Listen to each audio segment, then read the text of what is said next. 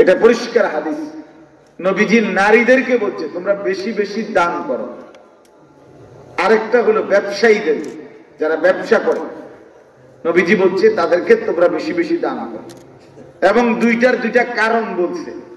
নারীদেরকে বলছে তোমাদের দুইটা ত্রুটি আছে, এই কারণে এই দুইটা ত্রুটি দোষ, তোমাদের এই দুই ত্রুটির, তোমাদের দুইটা অপরাধের মোচনের জন্য বেশি বেশি দান করো। নারীদের দুইটা ত্রুটি আছে নবী বলছে। একটা হলো তোমরা তুকসিরনা লানা, অভিশাপ বেশি দাও। কথায় কথা মহিলাদের এই অভ্যাস, তোর উপরে কোথার গজব করো, তার উপরে ঠাডা করো। মানে নিজের বাচ্চা হয়তো কাঁদার মধ্যে, প্যাকের মধ্যে আপনার পড়ে গেছে, কাপড়টা হাফ প্যান্টটা নষ্ট করে ফেলছে, এই ফুতেরও গজব দেয়। তোর উপরে আল্লাহর গজব করো, এই মাত্র তোর জামাটা ফিঙ্গাই দিলাম। আশ্চর্য মা, কারে গজব দিলেন? নিজের সন্তানকে। এই জন্য মহিলাদের মধ্যে অভিশাপ দেওয়ার মানসিকতা বেশি। 2 নাম্বার হইল অতাকফুরনাল আশিরা, নবীজি বলছে তোমরা স্বামীর অকৃতজ্ঞতা বেশি করো। স্বামীর নাশকরি মহিলারা বেশি করে। অর্থাৎ নবীজি উদাহরণ দিচ্ছে যে 12 বৎসর স্বামী তাকে যত্ন আত্তি করে কোনো কিছুর অভাব দেয় নাই, কিন্তু একদিন যদি কোনো কিছু কম হয়ে যায়, তার পছন্দ মতো না হয়, তো সে ডাইরেক্ট বলে ফেলে এই সংসারে জীবনে কোনোদিন সুখ কারে কয় দেখলাম। এক কথায় 12 বছর নাই, এক কথায় 20 বছর শেষ। এই যে একটা মানসিকতা, আল্লাহ নবী বলছেন কাজে এইটা তোমাদের একটা ত্রুটি। অতএব তোমরা তোমাদের এই অভ্যাসের কারণে আল্লাহ যেন তোমাদের মাফ করে দেয়, এই জন্য তোমরা দান করো বেশি। 2 নাম্বার ব্যবসায়ীদেরকে নবী বলছে বেশি দান করো। কেন? নবীজি বলছে ব্যবসায়ীদের একটা অভ্যাস, একটা ত্রুটি, ব্যবসায়ীরা বেশি বেশি, নবীজি বলছে যে তোমরা বেশি বেশি কসম করো। ব্যবসায়ীরা কি করে? কসম করে বেশি। আর এটাও ত্রুটি, এটা দোষ। এই দেখবেন এই মরা কাঠের কসম, এই ব্যবসাটার কসম, আমার মরা বাপের কসম, মানে যেটা পায় এটার কসম করে কয় যে 200 টাকার বেশি যদি 1 টাকা লাভ হয় তো ব্যবসাটা হারাম। আসলে শুধু শুধু মানে বেতনে লেগে এগুলো করে। এই জন্য নবীজি বলছেন তোমরা বেশি বেশি দান করো। এই জন্য প্রতিটা মুসলমান দান করা এটা তার সিফাত। আপনারা প্রত্যেকেই জানেন 7 ধরনের ব্যক্তিকে আল্লাহর নবী সাল্লাল্লাহু আলাইহি সাল্লাম বলছেন আল্লাহর আরশের নিচে ছায়া দিবে। এর মধ্যে এক দল কিন্তু দানশীল। 7 শ্রেণীর মধ্যে একটা শ্রেণী কারা? দানশীল। রাজুলুন তাসাদ্দাকা, নবীজি বলছে ওই ব্যক্তি যে আল্লাহর রাস্তায় সাদাকা করে। কিভাবে করে? ডান হাতে। লা তা'লামু শিমালুহা, তার বাম হাত জানে না সে কি দিছে, এত গোপনে, মানে এতটা লুকিয়ে। এজন্য দান দুনোভাবেই জায়েজ, দুনোভাবেই কোরআন সুন্নাহ সম্মত। নাম বলে নাই এটাও অসুবিধা নাই, আবার নাম বলছে এটা তো সমস্যা, এটাতে আপনার কোনো লজ্জার কিছু নেই। দুটোটাই জায়েজ এবং দুটোটাই সওয়াব।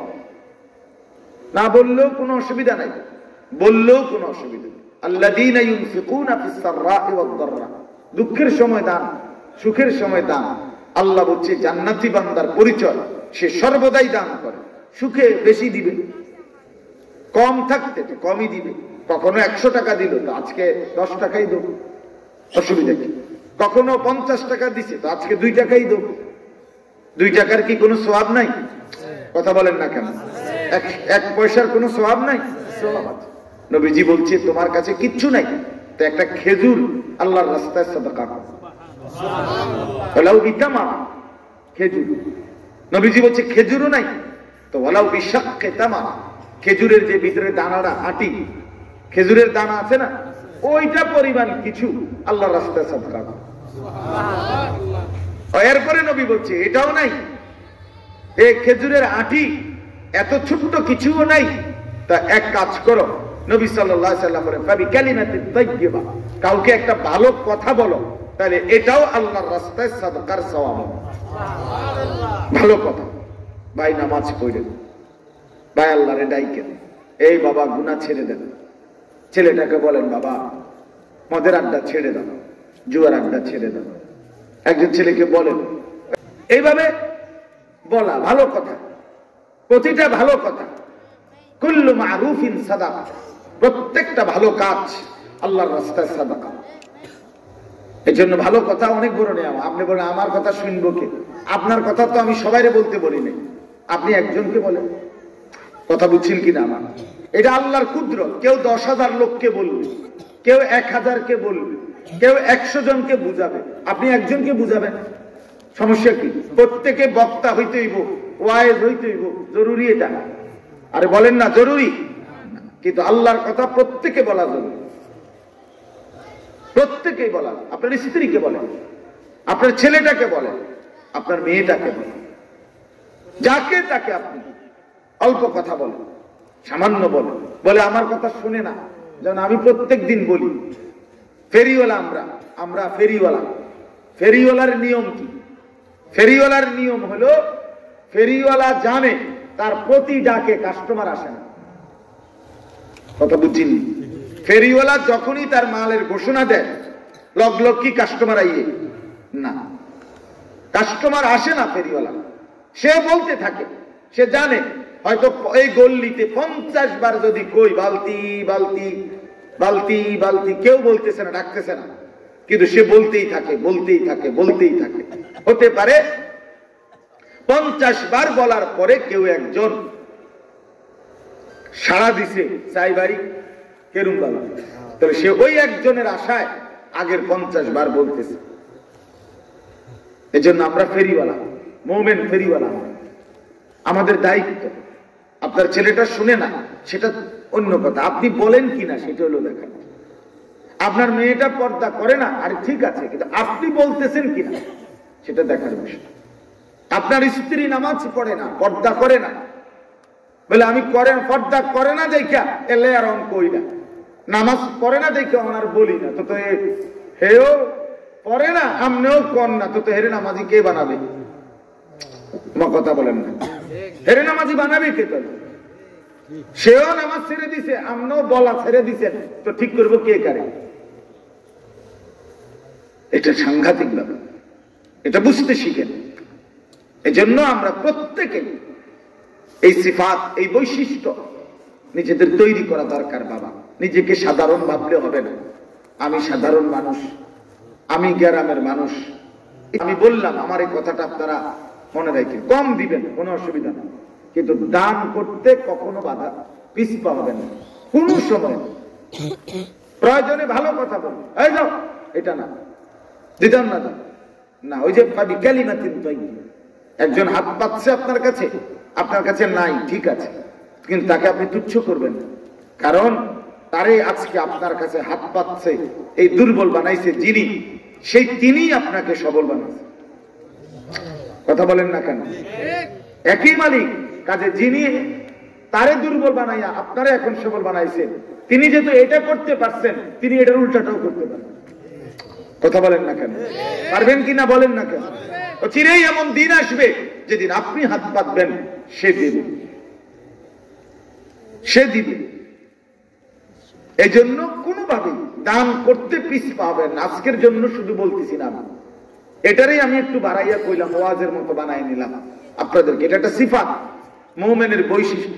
খুব বেশি কাউসালি করলে, বেশি আহাজারি কাকুতি মিনতি করলে হুজুরে একবারে যা, হুজুরে মাথাটা খাইয়ে লাইতে আছে, যা একবারে বেশি জ্বালাইতে আছে, দে 5টা টাকা দে, এটা কোনো কথা হইল? এটা কি স্বতঃস্ফূর্ত দান হইল? এটা ভদ্রতা হইল কোনো? এটা আপনি এটা কি করলেন? কি বুঝাইতে চাইলেন? আপনি বেড়াগিরি দেখাইতেছেন। এটা শুধু টাকা দেওয়ার জন্য কইতেছি এক্ষুনি না, এটা না, মানে কথাটা বুঝাইলাম যে সব সময় দান করবেন, ঠিক আছে না? ইনশাআল্লাহ। হাদিসটা শেষ হয় নাই। নবীজি প্রথম বলছে প্রয়োজন একটা খেজুর দাও, 2 নম্বরে বলছে এটা নাই তো কি দাও? খেজুরের দানা ভিতরের, এটা সমান দাও কিছু। এটা নাই তবে একটা ভালো কথা বলো, এটাও নাই তবে তালকিন হাসান। এই নবীজি এরপরে বলছে তুমি যদি কথাও বলতে না জানো, আমি আর কিতা করব? অনেক মানুষ আছে না যে আমি সাধারণ মানুষ আসলে যত কথা কেন কিছু কইতে পারতাম না। আচ্ছা ঠিক আছে, নবীজি বলছে তাহলে এমন হইতে পারে কেউ যে এই কথাই জানে না, কিছুই বলতে পারতেছে না, তো রাসূল বলেন তবুও তুমি সুযোগ দিলাম, তুমি একটা হাসি মুখে তার দিকে তাকাও, হাসি মুখে তাকাও, দেখবা রাসূল বলছে এটাও তোমার জাহান্নাম থেকে মুক্তির কারণ, এটা আল্লাহর রাস্তায় সাদাকার সওয়াব। হাসি মুখেই দেখো তার প্রতি একটা ভালোবাসার মায়ার নজরে দেখো, তাইলেও বরকত। তার মানে যে চায় তাকে ফিরাইতে না, দ্বীনের কাজে, গরিব অসহায় অথবা দ্বীনি কাজে ফেরাবেন না কোনো সময় না। হ্যাঁ আমি কোত্থেকে দেবো সব সময়, ঠিক আছে, ভিন্ন সুরত অবলম্বন করবেন, দোয়া করে দিবেন, ভালো কথা বলবেন, আল্লাহ আপনাদের কামিয়াব করেন, ভাই আল্লাহ আপনার অভাব দূর করে দেন, আল্লাহ আপনারে বরকত দান করেন, আমি তো দিতে পারলাম না, একটু দোয়াই করে দেন তার জন্য আল্লাহর কাছে একটু সঁপে দেন, আল্লাহ তাআলা আপনার দোয়ার বরকতে হতে পারে আল্লাহ তার জন্য কবুল করে নিন। আল্লাহ আমাদের প্রত্যেককে নিয়মিত দান সাদাকা করার আল্লাহ তাআলা তৌফিক দান করেন।